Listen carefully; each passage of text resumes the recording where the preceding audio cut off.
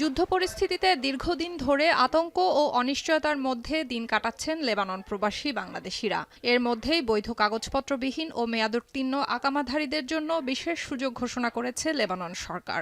জরিমানা ছাড়াই স্বেচ্ছায় দেশে ফেরার এই সিদ্ধান্তে স্বস্তি প্রকাশ করছেন অনেক প্রবাসী। প্রথম দিন সকাল ৯টার পর বৈরুতে দূতাবাসের হলরুমে শুরু হয় আনুষ্ঠানিক নিবন্ধন কার্যক্রম। এর আগেই দূতাবাসের সামনে জড়ো হন বাংলাদেশে ফিরতে আগ্রহীরা। প্রথমে নারী এবং শিশুদের আবেদন গ্রহণ করা হয়, পরে পুরুষদের আবেদন নেওয়া হয়। নির্ধারিত ফর্ম পূরণ করে লাইনে দাঁড়িয়ে আবেদন জমা দেন তারা। আমার মালিক বর্তমানে সৌদি আরব চলে গেছে।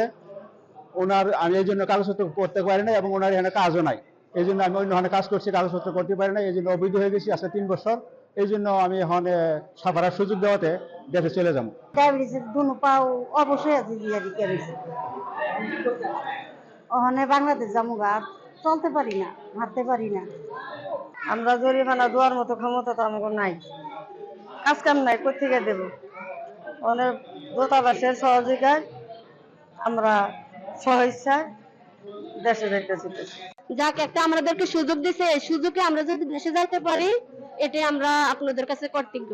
দূতাবাস সূত্রে জানা গেছে, প্রথম দিন বিকেল পর্যন্ত মোট ৩০৬ জন প্রবাসী দেশে ফেরার জন্য আবেদন করেছেন। এছাড়া আগামী ১৪ মে থেকে দ্বিতীয় ধাপে আবারও নতুন করে নাম নিবন্ধনের সুযোগ দেওয়া হবে।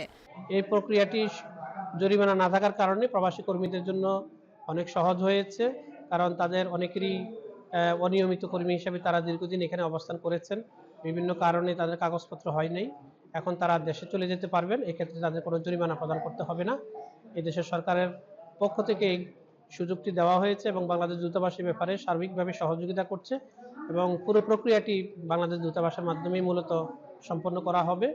নিবন্ধনের পর যুদ্ধ পরিস্থিতির কারণে অনিশ্চয়তায় থাকা অনেক প্রবাসী বাংলাদেশি এখন দ্রুত ও নিরাপদে দেশে ফেরার অপেক্ষায়। স্বেচ্ছায় দেশে ফেরার এই কার্যক্রম প্রবাসীদের মাঝে স্বস্তি তৈরি করলেও দ্রুত প্রত্যাবাসন নিশ্চিত করার দিকেই এখন সবার নজর।